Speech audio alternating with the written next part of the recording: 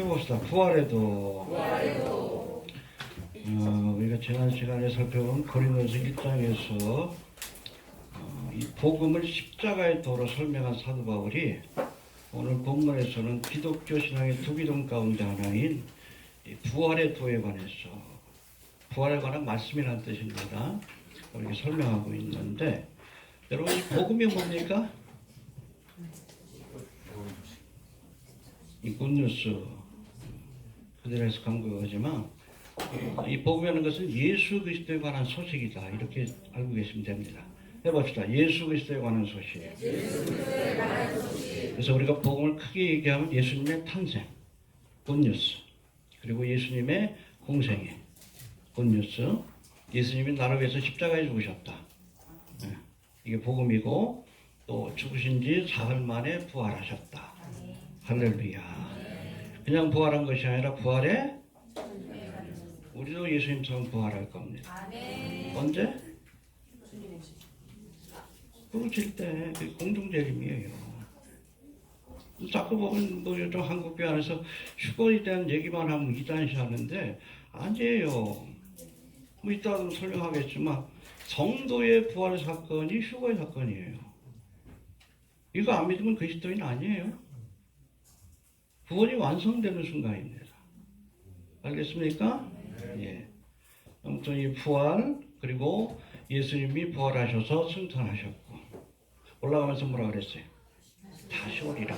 재림에 관한 소식까지가 가스펠, 예수 그리스도에 관한 소식이에요. 이걸 다 전해야 그게 순복음이에요. 순복음교회 풀 가스펠이라고 쓰잖아요, 영어로. 퓨어 가스펠이 아니에요. 복음을 전하되 예수의 탄생뿐 아니라, 그렇죠? 재림까지 전해야 풀 가스펠이에요.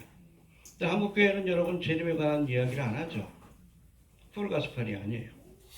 온전한 말씀을 전해야 합니다.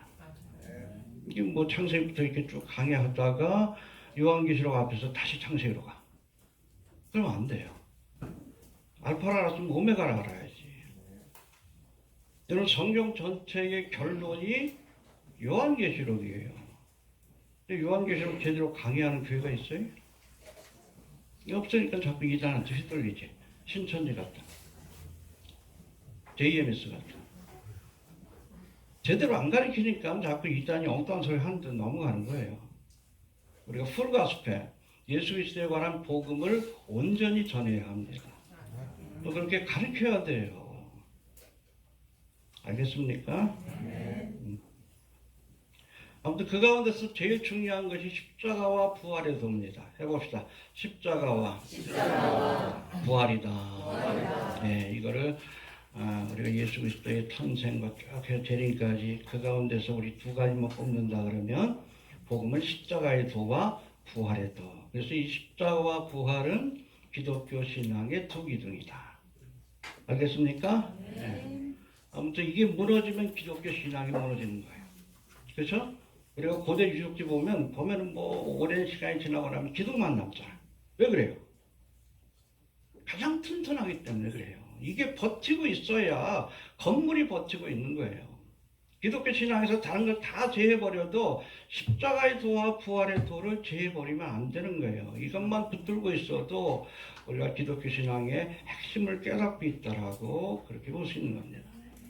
알겠습니까? 틀리니까 좀 힘들어요, 그렇죠? 임플란트 치료받고 있는데 화장 좀 했어요? 하도 시커멓게 내려와가지고 성건이 2개 박아놨더니 아무튼 못을 2개 박았어요. 예수님은 3개 박으셨는데 이번 주에 이해하시길 바랍니다. 9월달까지 한다는데 환장하고서 잊어버리면 하고 또 들이받고 한 2달 동안 뺐는데 그래서 한 3달 동안 또 들이박을 것 같아요. 아무튼 빨리 주님 오셔야죠. 부활의 몸으로 변화돼야지. 우리 육신은 자꾸 후퇴하는 거예요. 늙어가고 썩어져 가고. 그래서 해봤자 소용도 없어. 아무튼 주님 빨리 오셔야 합니다.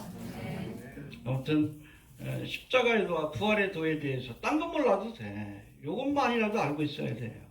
알겠습니까? 해봅시다. 십자가의 도와 부활의 도. 네, 우리가 지난 시간에 십자가의 도에서 살펴봤는데 부활절인 오늘은 부활장으로 알려진 고린도서 15장 부활장. 사랑장은 13장. 믿음장은 히브리서 11장. 네, 그만큼 중요한 거예요. 알겠습니까? 15장을 중심으로 이 부활에 관한 말씀, 부활에 관한 복음, 부활에 관한 로고스, 부활의 도에 대해서 살펴보고자 하는데, 먼저 우리 지난 시간에 배운 말씀 잠깐 한번 복습해 봅니다. 유대인은 뭘 구해요? 표적을 구하고. 예, 여러분 교회 안에 표적이 있습니다. 기독교 신앙 안에. 그렇죠? 예, 하나님은 이 자연의 법칙을 만드셨지만 이것을 뛰어넘어 역사하시기 때문에 그래요. 알겠습니까? 기적적인 역사가 있지만 그러나 그것만 추구하면 잘못되기 쉬워요. 왜? 사탄 마귀도 표적을 일으키기 때문에 그래요. 알겠습니까? 마귀도 여러분 뭐 내일 누가 찾아올지 알아맞춥니다. 어떤 뭐 영적인 능력을 나타내기도 해요. 심지어 여러분 7년 대화한테 이 거짓 선지자 영매인데 무당인데 예? 하늘에서 불을 내린다고 그랬어요. 엘리야의 표적을 흉내낸다고 그랬어요. 이 마지막 때가 될수록 강력한 역사가 나타날 겁니다. 마지막 때가 될수록 여기에 선지자가 있다, 예수가 있다, 표적이 나타 쫓아가지 말아요. 표적을 구하면 안 됩니다. 그 헬라인은 뭐를 구해? 지혜. 철학이에요, 철학. 필로소피아. 지혜에 대한 사랑. 소피아가 이 지혜라는 뜻인데. 여러분 철학의 정점에 뭐가 있는지 아십니까? 유교가 우리가 불교를 철학의 정점이라고 얘기를 해요. 그래서 사람이 이렇게 깨달음을 통해서 출현을 통해서 신의 경지에 이를 수 있다. 이게 철학의 정점이라고 하는데 누가 알려준 거야? 루시퍼가 뱀이 이것을 먹으면 하나님처럼 되리라. 이 누이즈 사상. 적그리스도의 세력들이 누이즈 사상을 믿고 있습니다. 아주 진지하게 믿고 있어요. 성경에 맞춰하고 됐지. 하나님 뭐라고 했어요? 정령? 그렇죠.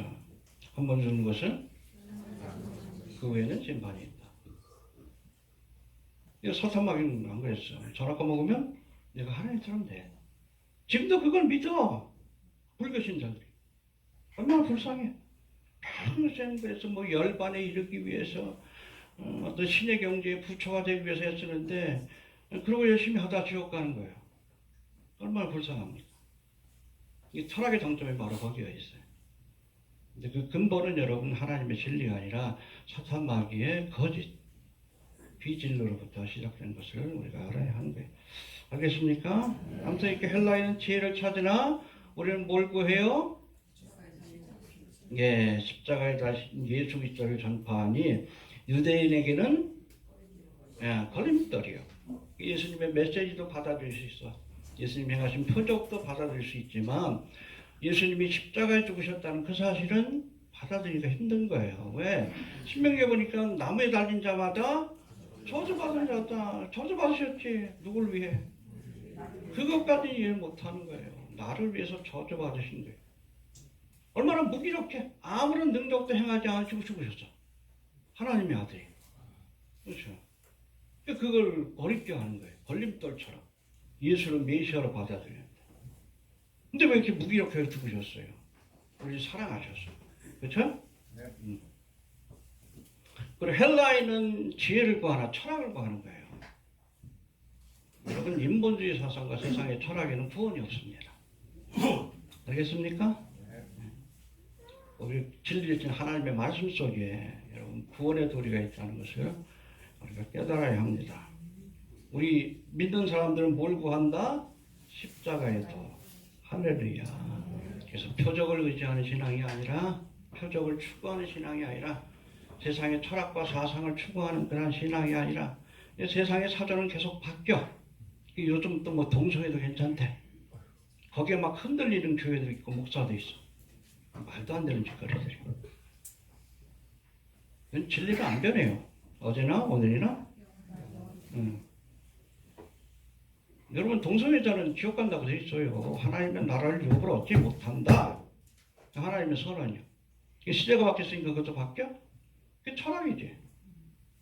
진리는 안 바뀌어요. 진리는 안 바뀝니다. 어제나 오늘이나 영원토록 동일하시기 때문에 하나님 거짓말을 못하겠죠. 하나님은 철학을 구하나 지혜를 구하나 우리는 십자가에 달리신 예수 그리스도 십자가의 도를 구한다. 할렐루야. 이 복음이에요. 하나님의 말씀이라는 그런 여러분 반석 위에 믿음의 집을 지으시길 바랍니다. 열심히 믿는 게 중요한 게 아니에요. 바르게 믿어야지. 반석 위에 벼를 세워야지. 세상의 철학과 표적이라는 여러분 모래 위에 집을 지으면 하나님의 심판대 열심히 신앙생활 했는데 그 종교생활이지. 주님께서 갔는데 너 누구냐 그러면 어떡할 거야? 제가 모두 하고 그래 너 누구냐? 진리를 믿어야지. 복음을 믿어야지. 십자가의 도라는 복음 위에 믿음의 반석 위에 말씀의 반석 위에 집을 세우시길 바랍니다. 제가 마지막 때가 될수록 제가 그 얘기 하잖아요. 열심히 믿는 것보다 바르게 믿어라. 열심히 믿는 사람들이 어떻게 돼? 이단에 빠져. 이단에 빠져. 아주 냉철해야 돼. 아주 냉철해야. 참 흔들려. 워낙 미혹하는 것들이 많아서 그래. 지난주에도 얘기했지만 제가 아는 청년 JM에서 정명석 집회 갔다 왔는데 이대장이 아주 그냥 재원인데 그날 밤에 정명석이 꿈에 나타나는데 내가 예수다 그래요. 거짓말 같죠? 미혹의 영이 역사하는 거예요. 마지막 때가 될수록 그런 역사들이 더 강하게 나타납니다. 가끔 우리 교인들이 환상 얘기, 꿈 얘기 얘기하시는데 그것보다도 더 중요한 것이 하나님의 말씀이라는 것을 알아야 합니다. 하나님 끝까지 책임지는 것은 여러분 표적도 아니요, 지혜도 아니에요. 하나님의 말씀은 책임집니다. 왜? 거짓말을 못하시기 때문에. 기도할 때도 말씀 붙들고, 믿을 때도 덮어놓고 믿지 말아요. 펼쳐놓고 믿으시고, 덮어놓고 믿습니다. 뭘 믿어? 믿습니다. 그런데 목사를 믿어. 목사가 책임지나? 세상의 사상을 믿어. 아니 책임 안 져요. 덮어놓고 믿지 말아요. 펼쳐놓고 믿으세요. 그런가요? 살펴보세요. 베라교인들 있잖아요. 사도 바울이 와서 설교했는데도 은혜 받았어. 그걸로 끝난 게 아니라 있잖아요. 여러분 사도 바울은 천년에 한 번 나올까 말까 한 위대한 하나님의 종인데 집에 가가지고 그런가 하여 성경을 펼쳐봤다. 구약 성경이지. 확인해 본 거예요. 저 사람이 거짓말했는지 좀 펼쳐보고 확인해 보셔요. 그냥 무조건 믿지 말고. 무조건 믿습니다. 그러니까 이단에 빠지지. 십자가의 도, 복음 위에, 말씀 위에 우리의 믿음을 세워야 합니다. 자, 이제는 본문에서 설명하는 십자가의 도와 함께 기독교 신앙의 진리를 설명하는 두 번째, 이 부활의 도인데, 이 부활의 도에 대해서 한번 살펴봅니다. 12절부터 14절까지 공독합니다. 시작.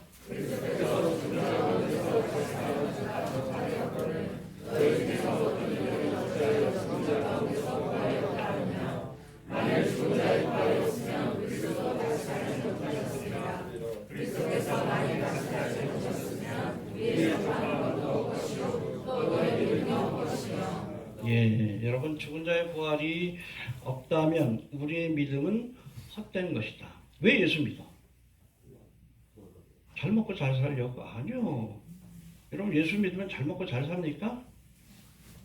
거짓말이에요. 그렇게 가르치면 고생해요. 예수님 뭐라고 그랬어요? 나 따라오면 자기를 부인하고 자기 십자가를 지고 고생하는 길이요. 제가 늘 얘기하잖아요. 인생은 사는 것 자체가 고난이요. 인생은 구애라고 했어요. 그렇게 어려운 것이 삶인데 거기다 믿음 생활까지 하려면 얼마나 더 힘들어. 십자가를 지고 가는데. 십자가 없이도 힘든 게 여러분 인생인데 자식들 얼마나 속색이요. 나이 드니까 눈도 나빠지고 이빨도 다 빠져버리고 이게 뭐예요 이게. 그러다 가는 거예요. 좀 나아질까 하면 병 걸리고. 편하게 생각하지 마라. 원래 그런 거예요. 이상하게 여기지 말아요. 거기다 십자가까지 지려고 하니 얼마나 힘들어. 예수 믿으면 고생한다고 예수님 분명히 얘기했어요. 무슨 삼박적 축복을 준다고 그랬어요. 마귀가 그런 제안을 했죠. 그렇죠? 예수님한테. 내게 절해 천하만국의 영광을 주려. 지금도 여러분 사탄 마귀가 좋아하는 일을 해보십시오. 세상에 부귀영화를 줘요. 공중의 권세 잡은 자이기 때문에. 지월팍이라고 응? 제가 뭐 블로그에 한번 다룬 적 있죠. 하나님을 모독하는 뮤비 찍고 나서 지금 계속 뭐 나이키에서도 그냥 뭐 광고 찍자 그러고 어제 보니까 뭐 놀면 뭐하니 뭐 공중파에서도 나오라 그러고 스타를 키워주잖아. 사탄 마귀하고 거래해보세요. 영혼을 팔아보세요. 하나님 미워하는 짓을 골라해보십시오. 하나님을 모독하고 교회를 모독하고 예수님을 모독하는 일을 해봐. 부귀영화를 주지. 예수님 그걸 약속한 적 없어. 고생할 거다. 어렵고 힘들어도. 그러나 왜 이 길을 가요? 왜 가? 왜 예수 믿어? 좀 걸라고. 고난의 길이지만 이게 영생의 길이고 생명의 길이기 때문에 가는 거예요. 해봅시다. 어려워도 가는 거다. 그렇죠. 우리 궁극적인 소망은 부활의 소망이에요. 영생과 부활의 소망. 왜 예수 믿어요? 영생을 얻기 위해. Eternal life.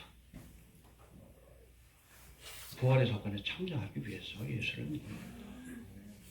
분명히 정리하세요.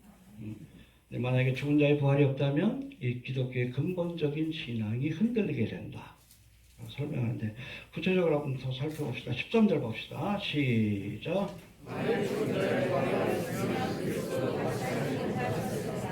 그렇잖아요. 죽은 자의 부활이 없다면. 그렇죠?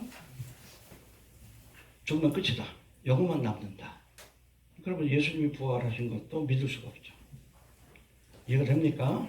예. 자, 죽은 자가 다시 살 수 있다는 사실을 믿지 못하는데 어떻게 예수님이 부활하셨다는 것을 믿을 수 있겠느냐. 예, 이런 말씀입니다. 여러분 고린도 교회는 당시 유행하던 영주주의 철학과 사상의 영향을 받아서 몸의 부활을 믿지 못하는 사람들이 있었습니다. 여러분 이 고린도 교회가 혹시 성지순례 가보신 분들 아시겠지만 아테네가 뭐예요? 아덴이라고 그러죠? 모든 철학의 산실입니다.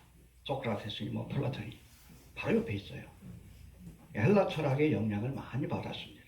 기독교하고 헬라 철학을 짬뽕을 해놨어. 그 이단이 바로 영지주의예요. 여러분 초대교회의 그 대표적인 이단이 율법주의와 영지주의입니다. 그래서 초창기에 쓰여진 뭐 갈라디아서 같은 것들은 율법주의를 경계하기 위해서 쓰여진 거고 뒤에 쓰여진 요한 1, 2, 3서 같은 것들은 영지주의를 그렇게 경계하기 위해서 쓰여진 글이다 라고 보시면 됩니다. 알겠습니까?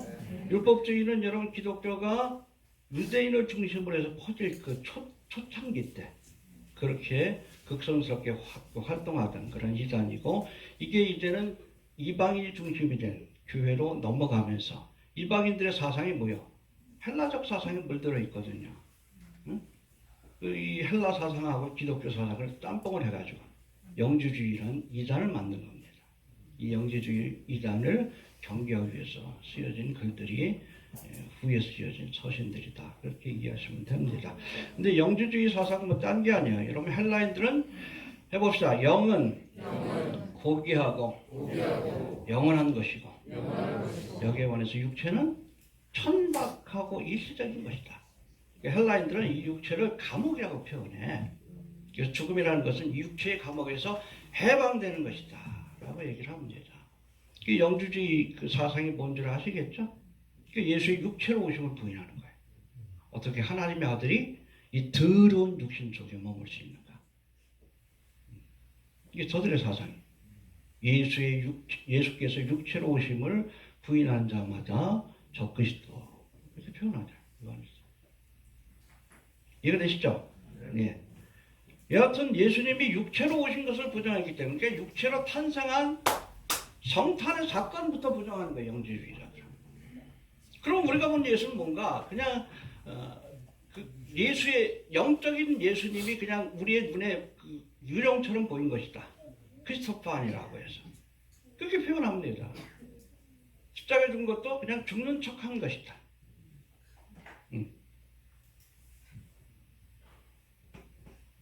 육체로 오신 것을 부정하니까 예수님의 십자가 사건도 부정하죠. 그렇죠? 실제로 우리를 위해서 고난을 당하시고 죽음을 맛보셨다는 걸 부정하고, 이걸 부정하니까 죽었다 살아난 부활도 부정하게 되는 거예요. 이해가 되시죠?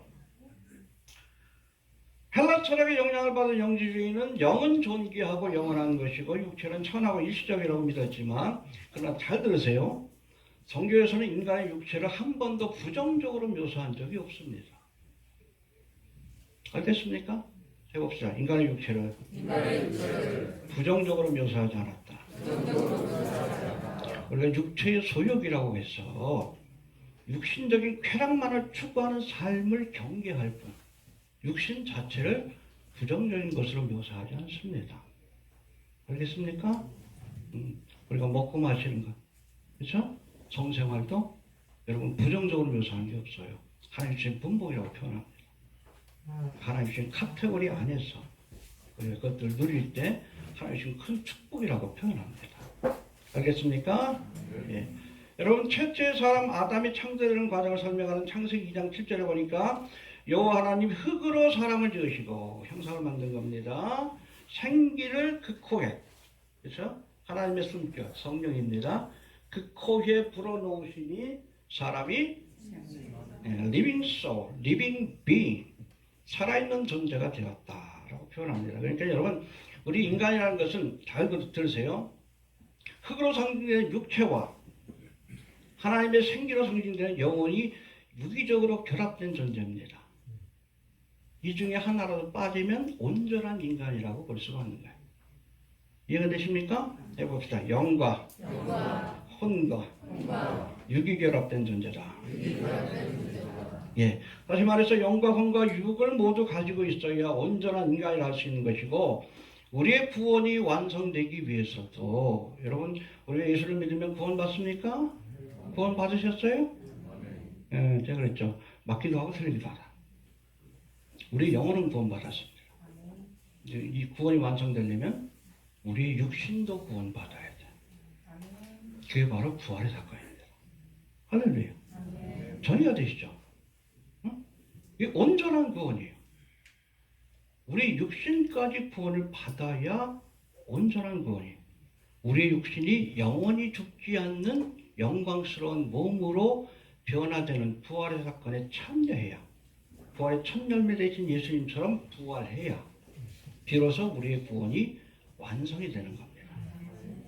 그러니까 우리가 구원 받았다, 맞는 말이기도 하고, 단지 우리가 받은 구원은 여러분 약속에 불과합니다. 구원이 실체로 얻으려면 부활의 사건까지 가야 합니다. 알겠습니까? 예. 부활의 사건, 우리가 언제 부활돼요? 주님 오실 때 대사로서 뭐 사장에도 나오고 오늘 본문에도 나오는 예수님 다시 오실 때 우리의 몸이, 무덤에 있는 사람들은 부활하고 우리는 트랜스포메이션, 변화되어서 부활의 몸으로 변화되어서 공중으로 끌림받. 이 모습을 어떻게 가? 하다가 1m 못 올라가, 떨어지지. 부활의 몸으로 변화되어서 우리가 주님을 영접하러 올라가게 될 것이다 라고 말씀합니다. 아무튼 휴거의 사건 때 부활의 사건이 완성이 된다, 우리의 구원이 완성이 된다, 그렇게 이해하시면 됩니다. 자, 요한일서 1장 7절에서는 해봅시다. 예수 그리스도께서 육체로 임하심을 부인하는 자가 미혹하는 자요 적그리스도라.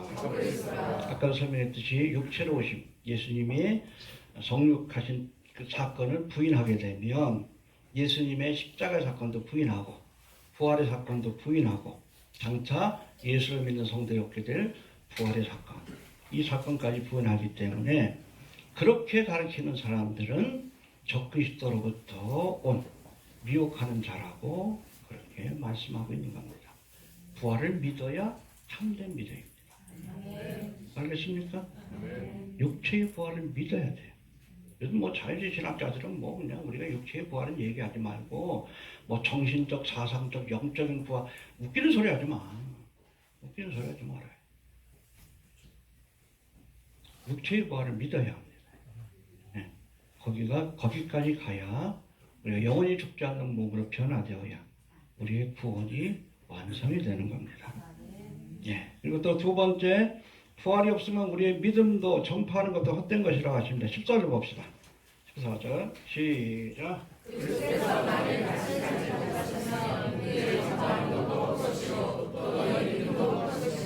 예, 우리가 전파하는 것, 뭐 복음 전할 뭐 이유가 없어.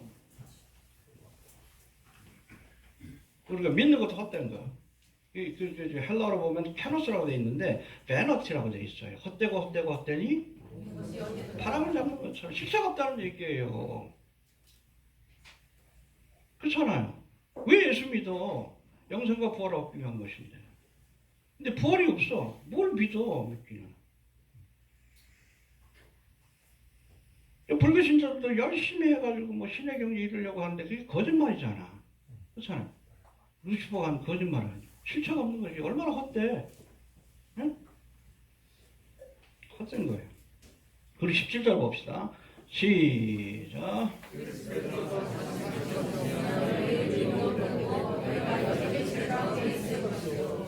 예, 우리 14절에는 케노스라고 되어 있는데 17절에는 마타이오스라는 단어, 좀 다른 단어를 썼어요. 여기는 케노스보다 조금 더 강한 의미, 강조해가지고 말씀하는데 그 의미가 뭔가 하면 쓸모없다. useless.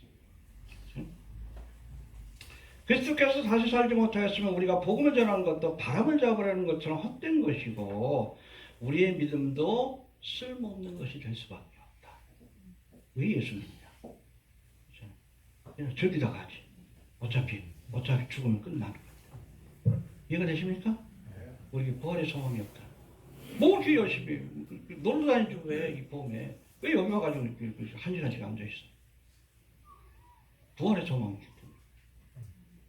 이해가 됩니까? 영생과 부활의 소망이기 때문에. 여러분 창세기 3장을 보면 본래 인간은 영원히 죽지 않도록 지음받은 존재입니다. 육신을 가지고. 그래서 에덴 동산에 뭐가 있었어요? 선악과뿐 아니라 생명나무도 있었다는 것을 우리가 알아야 합니다. 이 생명나무가 십자가를 상징해요. 선악과는 여러분 다른 말로는 죽음의 나무예요. 왜? 그걸 먹으면 정령 죽으리라 하셨기 때문에. 근데 하나님께서 선악과는 먹지 말라 그랬어요. 근데 생명나무 실과는 먹지 말라는 얘기가 없어요. 이거 안 먹었으면 에덴 동산에 영원토록 생명나무 실과를 먹으면서 우리의 육신도 영생을 하는 겁니다. 이해가 되십니까? 네. 여러분 신천진체 새-예루살렘 우리가 가게 될 그 예루살렘 거기 보면 그 생명나무 실과가 있다. 시절을 쫓아가시려면 영원히 살게 되는 거예요. 영혼뿐 아니라 우리 육신까지도 원래 그렇게 지음받았는데 죽음이란 불청객이 찾아온 거예요. 왜? 죄를 졌기 때문에. 죄의 삭은 정령 죽으리라. 하나님의 말씀에 불순종하는 것이 죄예요.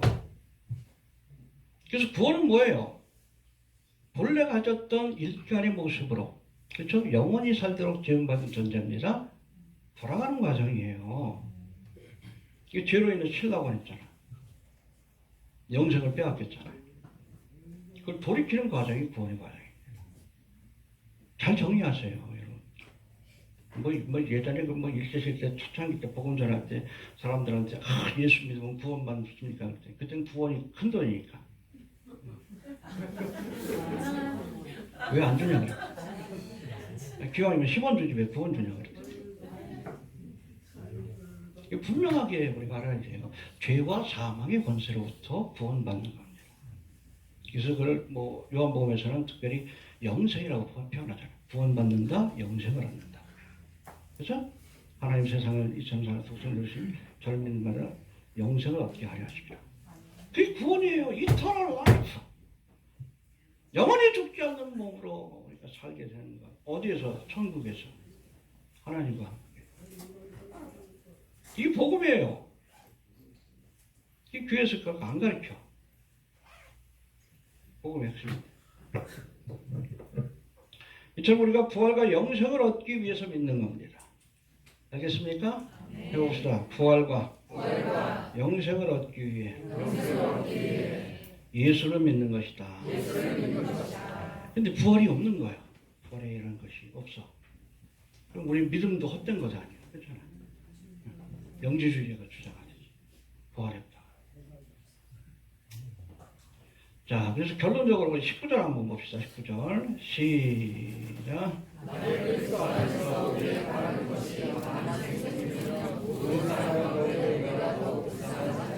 예, 그래서 19절은 1절부터 18절까지의 말씀의 결론이라고 이렇게 보고 있는데, 만일 그리스도 안에서 우리가 바라는 것이 다만 이생뿐이면, 그렇죠? 우리에게 영생과 부활의 소망이 없다면 모든 사람 가운데 우리가 가장 불쌍하다. 참아요.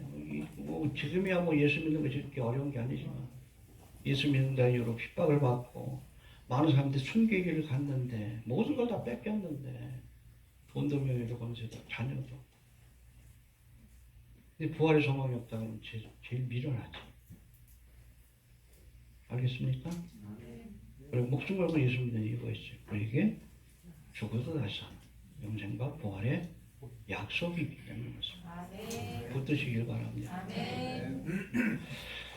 자, 이제는 예수님의 부활의 사건에 관해서 20절부터 한번 살펴볼 터인데, 예수님의 부활 사건이 지닌 의미가 무엇인가? 20절 한번 봅시다. 예수님 부활하셨습니다. 그 사건의 의미를 우리가 알아야 돼. 20절 봅시다. 시작.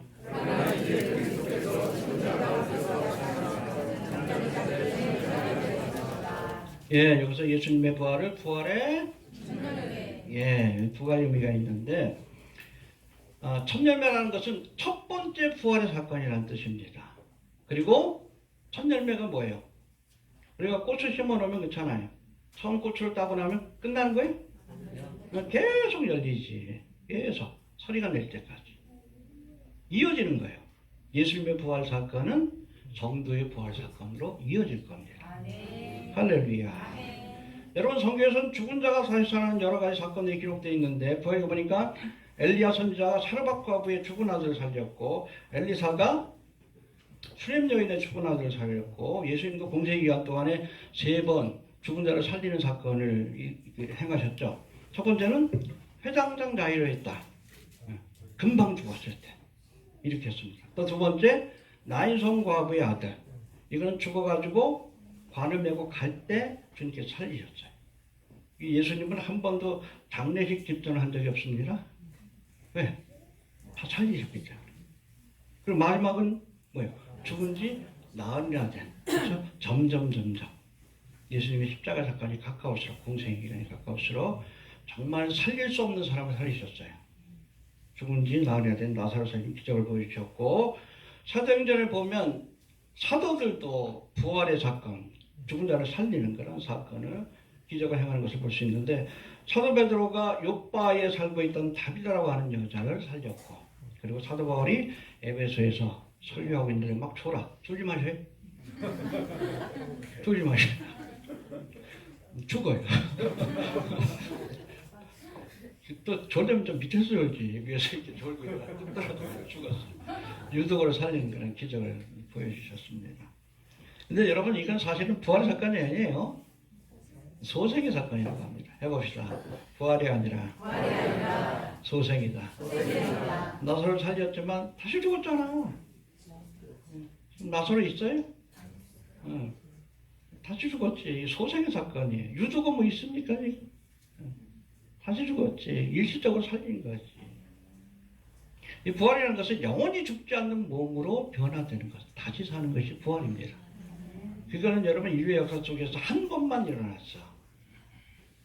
어떤 부활? 예수님의 부활 사건만이 진짜 부활 사건이에요. 할렐루야. 믿습니까? 또 예수님의 부활을 부활의 첫 열매라고 표현하는 것은 아까도 설명했듯이 이게 끝이 아니에요.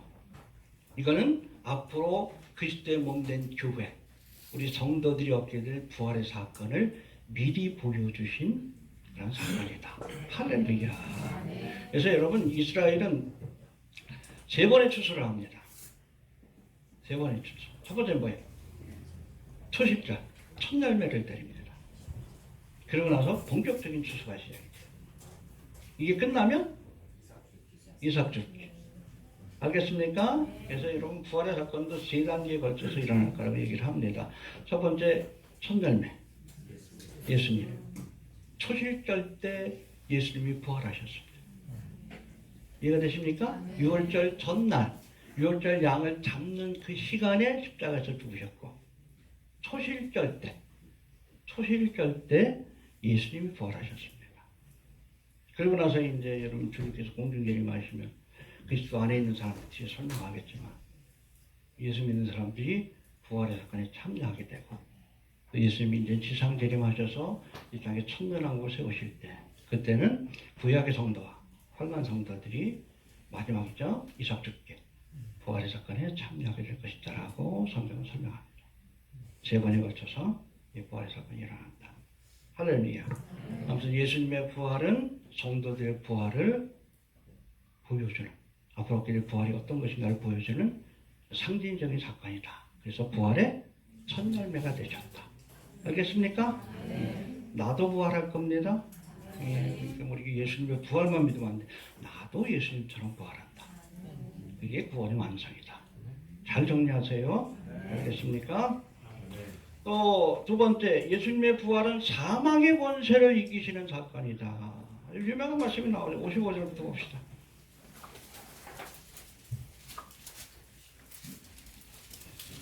시작.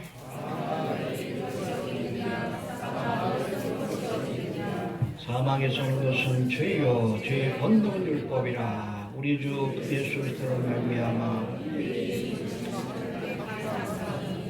할렐루야.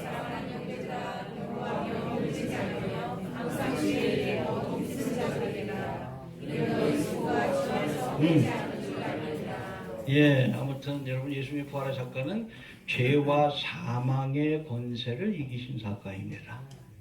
할렐루야. 그래서 우리가 in Christ, 그리스도 안에 있으면 예수님처럼 죄와 사망의 권세로부터 우리가 구원 얻게 되는 거예요. 믿습니까? 예수님이 사망을 이기셨습니다. 이해되십니까? 그래서 특별히 45절에 보니까 45절 봅시다. 첫사람 아담과 또 둘째 아담이신 예수님에 대한 말씀을 이렇게 비교하고 있는데 45절 봅시다. 시작.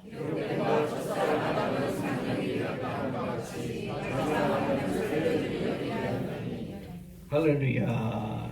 그러니까 여러분 첫사람 아담을 지을 때 흙으로 사람을 지으시고 형상을 만드시고 그 코에 루아크 하나님의 생기를 불어넣으시니 사람이 living being, living soul, 생명이 됐다. 이게 그거예요. 살아있는 존재가 되었다는 뜻입니다. 그런데 예수님은 거기에 한 단계 더 뛰어넘어서 살려주시는 영이 되었다. 할렐루야. life giving soul이라고 스피리트라고 이렇게 표현합니다. 여러분 예수를 믿으면 살게 됩니다. 나를 믿는 자는 죽어도 살고 있고 우리가 살아서 나를 믿는 자는 그래서 생명의 주라고 하는 거예요. 내가 곧 진리요 생명이니 예수를 믿으면 생명을 얻습니다. 그냥 생명이 아니라 eternal life, 영원한 생명을 얻습니다. 자, 그 다음에 세 번째, 이제는 우리 부활의 그 실체에 대해서 한번 살펴볼 터인데 부활이라는 것이 어떤 것인가, 부활의 몸이 어떤 것인가. 42절부터 44절까지 한번 봅시다. 시작.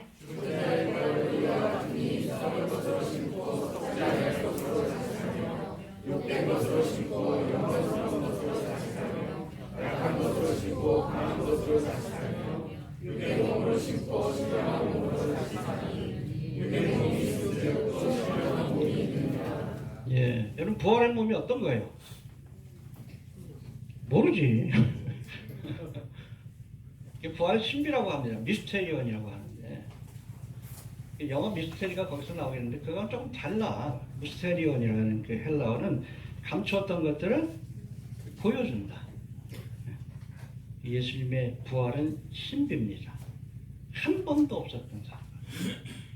지금도 우리가 뭐 성경을 통해서 간접적으로 알 뿐이지 부활의 주님을 만난 적은 없잖아요. 아무튼 해봅시다. 부활의 사건은 신비다. 다 이해할 수가 없어요. 우리가 뭐 음식에 대해서 뭐 요거는 뭐 단맛이 나고 뭐 거기다가 무슨 튀김 뭐 찌끝이 어떻고 아무리 그 맛 표현을 해도 먹어봐야 알지. 그리고 부활에 대해서 여러 가지 뭐 성경을 통해서 우리가 알 수는 있지만 대충은 알 수 있지만 레시피에 대해서 알 수 있지만, 그러나 우리가 실제로 부활의 주님을 본 것도 아니고 우리가 부활의 사건에 참여한 것도 아니기 때문에 참 많구나, 신비다라고 이렇게 이해하시면 됩니다. 알겠습니까? 그래서 성경에 보니까 십자가에 죽으신 지 사흘 만에 부활하신 예수님이 승천하시기까지 며칠 동안 이 땅에 계셨죠? 40일 동안. 40일 동안 부활의 모습을 제자들에게 보여주셨습니다. 왜? 왜 보여주셨어요? 부활의 소망을 갖게 하시려고. 마지막에 누구한테 보여주셨어요? 아니지. 사도 바울. 다메섹 도상에서 부활의 주님 만났잖아. 그러니까 사도의 길을 갔지. 이해가 됩니까? 응. 사울아 사울아 네가 어찌하여 나를 핍박하냐.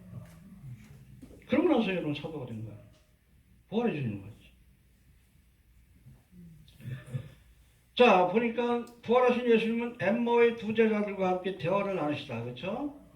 너희가 왜 이렇게 낙심해 있느냐. 예수에 관한 소식을 못 들었습니까? 쭉 하는데 너희가 왜 모르느냐. 예수님이 말해서 대속의 사역을 완성하기 위해서 죽으셨다. 예수님이 설명해 주신 거예요. 같이 지나가면서도 몰라. 예수님 같기도 한데 아닌 것 같습니다. 그게 부활의 몸이에요. 그렇죠? 그리고 같이 식사를 하다가 떡을 떼가지고 기도하시고 나서 사라졌어. 공간에 있다가 사라지는. 3차원의 육신이 아닙니다. 적어도 4차원, 5차원에 뭐 뒤에 나오지만 신령한 몸이에요. 알겠습니까? 네. 공간을 뛰어넘는. 우리가 보기엔 뛰어넘다 그렇지. 여러분, 개미들이 2차원적인 그런 삶을 살아요. 이렇게 쭉 가는데 우리는 3차원의 세계에서 보잖아. 개미가 여기 있는데 갑자기 여기다가 우리가 비스켓 하나 딱 떨어뜨리면 개미는 그게 기적이요. 갑자기 나타나는 거야. 그렇죠? 지나가고 있는데 한 마리 이렇게 딱 해가지고 공주로 들어 올리면 그게 휴거예요. 개미. 이해가 됩니까? 그러니까 3차원의 세계에서는 갑자기 있다가 사라지는 것이 이해가 안 돼. 4차원과 5차원에서는 그게 아무런 문제가 될 게 없어요. 이 부활의 몸은 신령한 몸입니다. 이해가 되시죠? 네. 아무튼 갑자기 사라지기도 했고 제자들이 모인 곳에 갑자기 문을 닫았는데 나타나셔가지고 또 누가복음 24장에 보니까 이런 말씀을 주십니다. 어찌하여 두려워하며 어찌하여 마음에 의심이 일어나느냐. 도마가 또 의심했죠. 왜 의심하느냐? 보면서도 의심해. 믿어지지가 않는 거예요. 여러분들도 그럴 거예요. 부활해 주는 거. 보면서도 며칠 전에 돌아가셨는데 왜? 저 양반이 진짜인가? 대역을 썼나? 푸틴도 대역이 많다고 그러잖아요. 그렇죠? 가짜인가? 이게 왜 의심이 일어나느냐? 그래서 뭐라고 했지? 내 손과 발을 보고 십자가 못 박힌 내 손과 발을 보고 나인 줄 알라. 너 나를 만져봐라.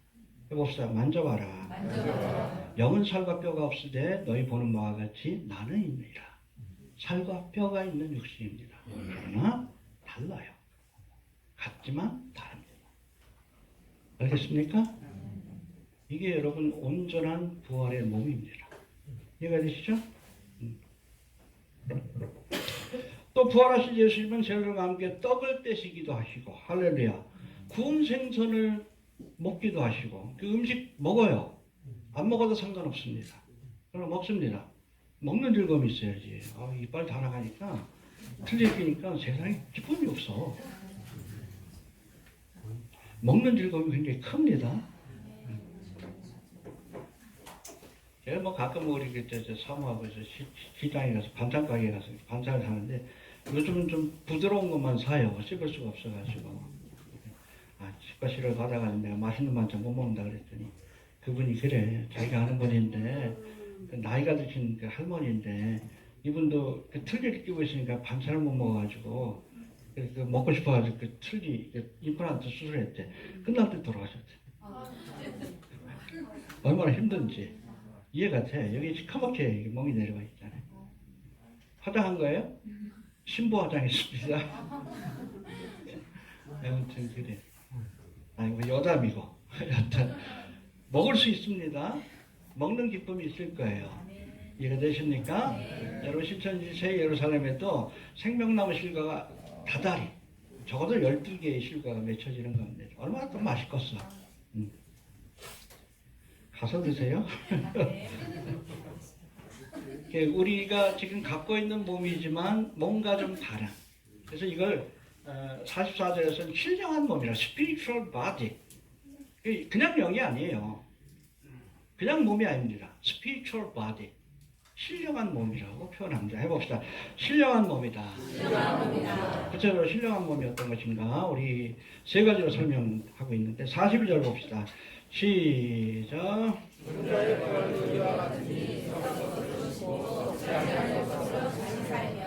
예, 36절 시작.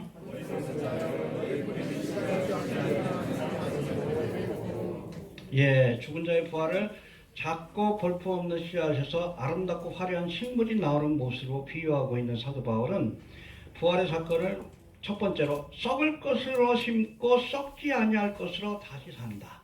할렐루야. 왜 사람을 죽으면 크게 묻습니까? 썩으니까 그냥 놔두면 안 돼. 우리 뭐 3일장 5일장 그러지만 이스라엘은 여러분 저녁에 묻어요. 그냥 놔두면 그냥 큰일 나. 냄새가 진동해가지고. 나사로가 나으리라 했다는 얼마나 지독하고 있어. 그러니까 예수님 문 열어라 그러니까 냄새는 안 하겠다. 어떻게 감당하시려고요? 근데 이렇게 썩을 우리 육신을 심으면 썩지 아니할 부활의 몸으로 다시금 우리가 부활하게 될 것이다. 할렐루야. 믿습니까? 우리 그리스도인들도 죽어서 그 육신이 썩을 수 있지만 이 죽음은 썩지 않는 육신을 얻기 위한 과정이다. 할렐루야. 감사하죠? 예. 그리고 영광스러운 몸이라고 표현합니다. 여러분 해봅시다. 신령한 몸은 영광스러운 몸이다. 43절 한번 봅시다. 시작.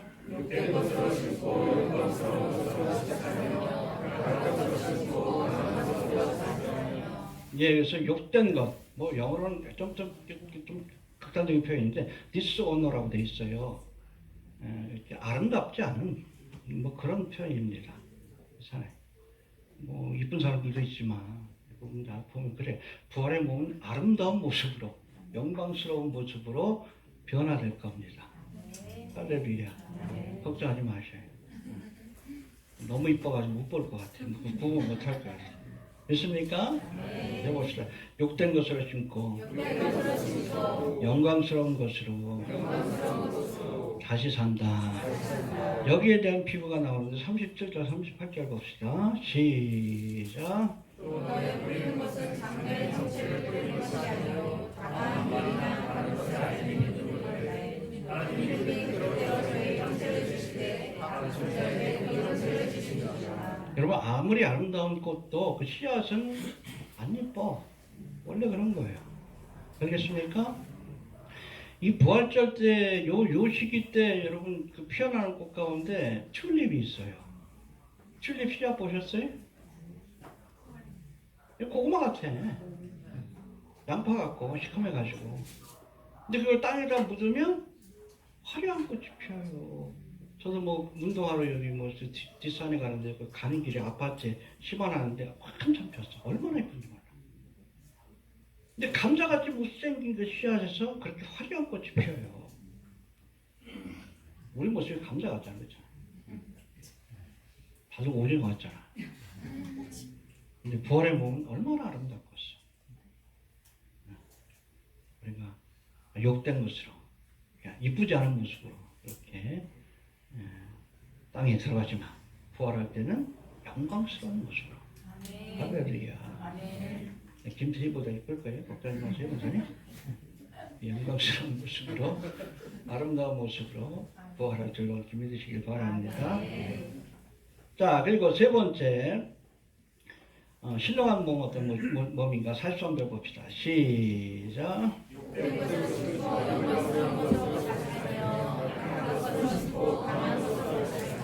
여러분, 우리 육신이 강한 것 같지만 한없이 약합니다. 그래서 욥기에 보니까 하루살이에게라도 눌려 죽을 인생이라는 표현이 나와요. 해봅시다. 하루살이에게라도 눌려 죽을 자.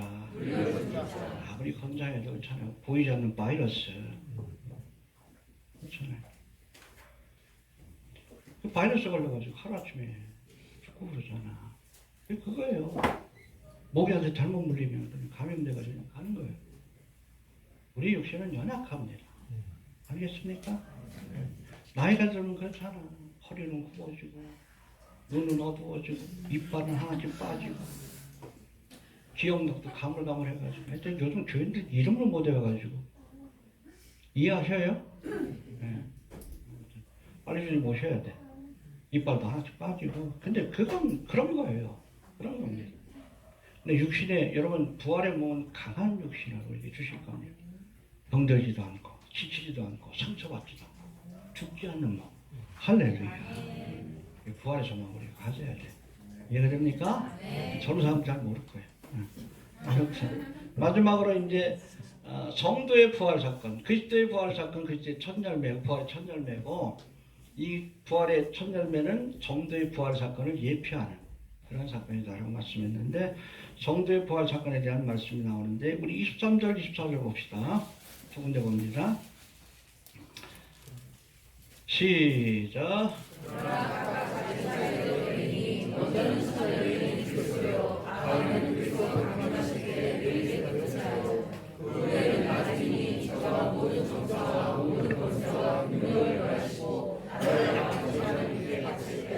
예, 그리고 50절부터 52절까지 시작.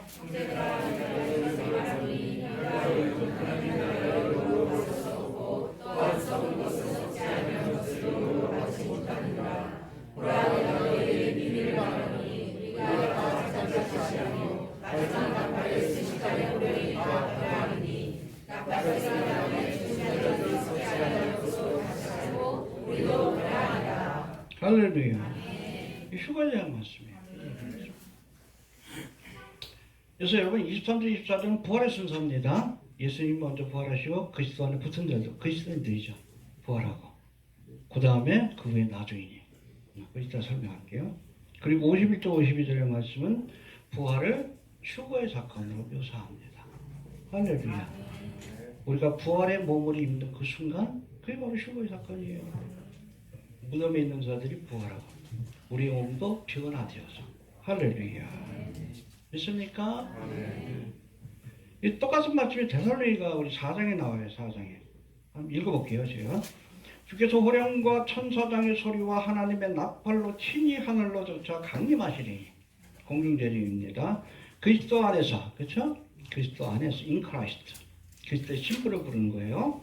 죽은 자들이 먼저 일어나고, 무덤에 있는 자들이 먼저 일어납니다. 2000년 동안 예수를 믿고 나서 주 안에서 죽은 자들이 먼저 일어나고, 그 후에 우리 살아남은 자도 저희와 함께 구름 속으로 끌어올려, 그렇죠? 트랜스포머, 변화되어서. 50절부터 이렇게 나오는 그 말씀이 그겁니다.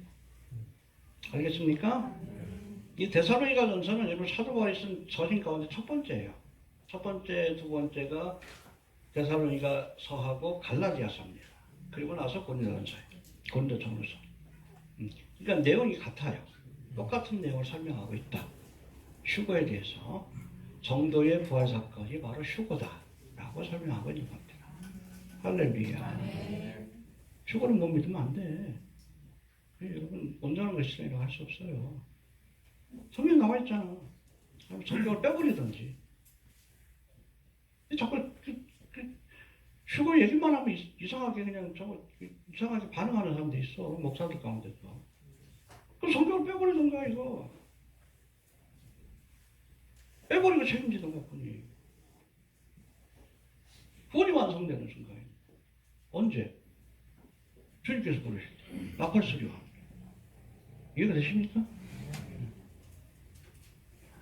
믿어야 돼요. 알겠습니까? 자, 예수님의 부활 사건을 부활의 첫 열매로 소개한 23절, 여기 부활의 순서를 우리가 한번 살펴봅시다. 자, 23절 시작. 예, 첫 번째 예수님의 부활 사건이 있어요. 그 다음에 두 번째, 다음에는 그리스도인들입니다.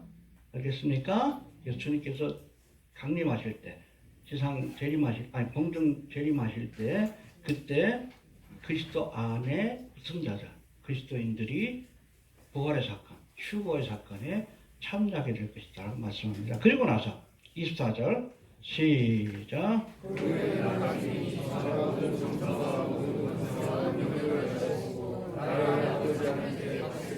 예, 해봅시다. 그 후에는 나중이니. 그러니까 예수님의 부활 사건이 있고 휴거의 사건, 성도의 부활 사건이 있고 나서 그 다음에 그 후에는 나중이니. 이게 좀 번역이 좀 잘못됐어요. 원어를 보면 킹제임스 버전에 보면 then 그러고 나면 comes the end. 종말이 올 것이다. 알겠습니까? 7년 대화하는 겁니다. 갈라디아 휴거를 얘기합니다. 사도 바울이. 성도의 부활 사건, 휴거의 사건이 있고 나서 종말의 사건이 이어지게 될 것이다. 7년 대관이 이어진다는 거예요. 요한계시록도 그렇고. 환란 통과서 거짓말이에요. 제대로 성경 몰라서 그래. 성도의 부활 사건이 있고 나서 그 다음에 종말이. 그렇죠? Then comes the end. 그리고 나면 종말이 올 것이다. 종말의 사건. 7년 대관. 어떤 종말의 사건이요? 그 후에는 나중이니. 그러면 종말이 오니 저가 모든 정사와 권세와 모든 능력을 멸하시고 이 땅의 모든 권세자들을 심판합니다. 7년 동안 인간 앞에가 제접의 재앙을 저 그리스도까지 멸하시고 나라를 아버지 하나님께 바칠 때라 지상 재림하셔서 이 땅에 주님이 통치하시는 나라를 세운다. 할렐루야. 요한계시록에 나와 있는 말씀. 그것까지 믿어야 여러분 풀 가스펠 복음을 제대로 믿는다. 알겠습니까? 저는 얘기합니다. 십자가에 도만 믿어도 그건 맞습니다. 그러나 재림에 관한 말씀까지 믿어야 여러분 온전한 믿음이 갈 수 있는 겁니다. 알겠습니까? 네. 그리고 십자가에 도만 믿어도 휴거돼요. 그러나 그날을 우리가 종말의 날을 알고 깨어서 기다리는 자에게는 의의 멸류관이 주어질 것이다. 이해되시죠? 저는 가능한 많은 사람들이 뭐 휴거 몰라도 돼. 정말 몰라도 돼. 예수 믿기만 하면 휴거 돼요. 그러나 알고 기다리는 자에게는 주의 오심을 기다리는 자에게는 의의 멸류관을 주시리라. 사도 바울이 얘기해요. 그 사람들에게는 멸류관을 주신다고 해요. 알겠습니까? 예, 그리고 결론. 50절 한번 50절 결론 전에 50절 시작.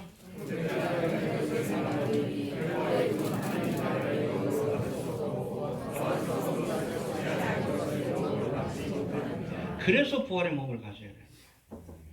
하나님의 나라를 유업으로 얻기 위해서. 우리가 현재 갖고 있는 썩을 수밖에 없는 혈과 육을 가지고는 이 육신을 가지고는 하나님의 나라가 뭐예요?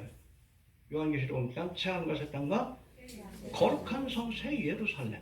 이게 궁극적인 천국입니다. 알겠습니까? 예수님 펼칠 천년왕국도 과도기적인 과정이에요. 궁극적인 천국은 새 예루살렘 성입니다. 거기에 들어가려면 어떻게 해야 돼? 부활의 몸을 가져야 돼. 부활의 몸. 알겠습니까? 네. 썩을 이 몸을 가지고 들어가면 돼. 죽어가지고 썩어버리면 어떡할 거야? 천국이 시체 냄새가 분다할 때. 안 되지. 부활의 몸을 갖고 가야 돼. 할렐루야. 요한계시록 21장에 보면 구속받은 성도들이 가게 될 궁극적인 하나님 나라를 거룩한 성 새 예루살렘이라고 표현합니다. 신천지가 이거 가지고 자꾸 장난치잖아. 신천신지 새 예루살렘. 웃기는 소리 하는 거지. 아무튼 해봅시다. 거룩한 성 새 예루살렘. 이 예루살렘 성의 모습이 어떻게 돼 있어요? 장과 광과 고가 가로 세로 높이가 2000 스타디움이. 그러니까 이게 아무튼 캘리포니아 주 정도가 된다 그렇게 얘기해요.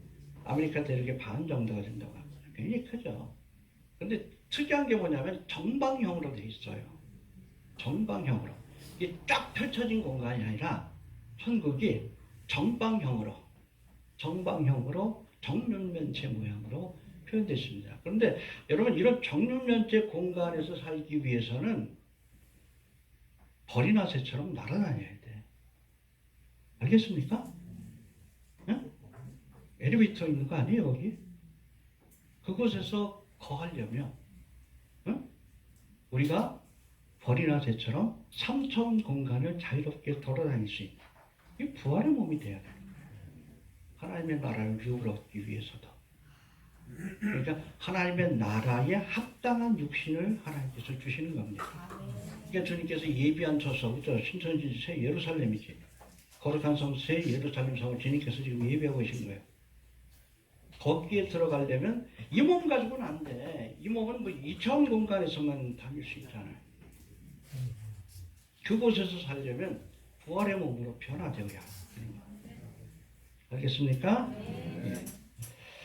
자, 혈과 육으로는 하나님 나라를 육으로 받을 수 없고 신령한 부활의 몸으로 변화되어야 우리가 하나님의 나라를 육으로 받을 수 있다. 자유롭게 그곳에서 살아갈 수 있다.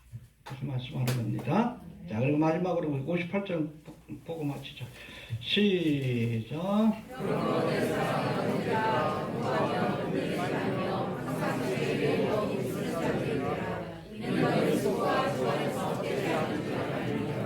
왜요? 부활의 소망이기 때문에. 그러므로 15장에 대한 여러분 결론이에요. 부활에 관한 이야기를 다 들었으므로 너희에게 부활의 소망이 있다는 사실을 깨달았으므로 그러므로 내 사랑하는 형제들아 경고해라. 흔들리지 말아라. 항상 주의 일에 더욱 힘쓰는 자들이 되라. 왜? 우리에게 부활의 소망이다. 이는 너희 수고가 주 안에서 헛되지 않은 줄을 알미리라. 할렐루야. 예수 믿고 나서도 열심히 신앙생활을 해야 돼요. 우리가 부활의 몸을 얻은 뒤에 제가 그랬잖아요. 면류관이 달라요. 면류관이 다릅니다. 어떤 사람은 평생 개털모자만 쓰는 사람도 있어요. 면류관 하지 못하고 구원받긴 받았는데 부끄러운 거. 아무것도 주님을 위해서 한 것이 없어. 근데 우리는 부활과 영생에 대한 소망. 그렇죠? 여러분 그 천사의 모습을 보여주는 24장로가 어린 양 대신 예수님 나올 때 면류관을 던져드리잖아요. 그렇잖아요. 던져드릴 게 없네? 가발 던질 거야? 개털모자를 던질 거야? 아니에요. 면류관을 얻기 위해서 힘써야 합니다. 네, 여러분 한 번 죽는 것은 사람이 정해진 것이고 그 후에는 믿는 사람도 심판받습니다. 그러나 이거는 지옥에 보내기 위한 심판이 아니라 배마의 심판이라고 해서 면류관을 결정하기 위한 심판을 받습니다. 우리에게 부활과 영생의 소망이 있습니다. 더욱 열심히 주님을 위해서 일하면 수고하면 하나님께서 반드시 면류관과 상급으로 갚아주신다는 사실을 기억하면서 부활과 영생의 소망을 가지고 더욱 주님의 일에도 힘쓰는 자들이 되라 라고 원면하고 있는 겁니다. 할렐루야. 해봅시다. 예수님은 부활의 첫 열매가 되신다. 예, 이렇게 예수님이 부활하신 예수님을 믿으면 우리도 그 부활의 사건에 참여할 줄로 믿습니다. 언제? 주님께서 공중제일 왔을 때, 부활의 사건 때. 아무튼 이 부활의 그 과거의 사건뿐 아니라 미래에 일어나, 그렇죠? 그리스도의 부활의 사건이 2000년 전에 일어났어요. 그리스도의 몸된 교회의 부활 사건은 제가 보기에는 얼마 남지 않은 것 같아요. 종말에 관한 성경의 말씀에 비추어 볼 때 근본주의 신학자들만 얘기합니다. 지금 뭐 예루살렘 좀 난리죠? 말세 때가 되면 스가랴서에 보니까 예루살렘이 끔찍해 하는 장과 걸림돌이 될 것이다. 지금 그러고 있잖아요. 계속 혼란이 가중될 겁니다. 왜냐하면 여러분 7년대 왕의 뭐 중심부대도 예루살렘이에요. 모든 것들이 좀 성경의 예언대로 하나하나 좀 되어가고 있는데 주님 오실 때가 가깝습니다. 알겠습니까? 마라나타이시나 제가 늘 얘기하죠. 여러분 우리가 요즘 교회 안에서는 성도들끼리 인사할 때 할렐루야 아멘 그러지. 이제 초대교회는 그렇게 인사 안 했어요. 마라나타로 인사했어요. 아멘 주 예수 오시옵소서. 그게 정상적이에요. 2000년 전에 여러분 초대교회 성도들 사도 바울도 주님이 곧 오실 줄도 알았어요. 그게 2000년이 지난 거예요. 이틀밖에 안 지났죠? 죽기는 하루가 천년이. 그러나 여러분 아무리 2000년의 시간이 지났지만 하나님 거짓말 못합니다. 반드시 다시 오십니다. 부활에 대한 소망, 재림에 대한 소망을 안고 사랑하는 성도들이 되시길 바랍니다. 할렐루야. 잠깐 기도합니다. 하나님 우리를 위해서 십자가에 죽으실 뿐 아니라 부활한 지 죽으신 지 사흘 만에 부활하셔서 우리에게 부활과 영생의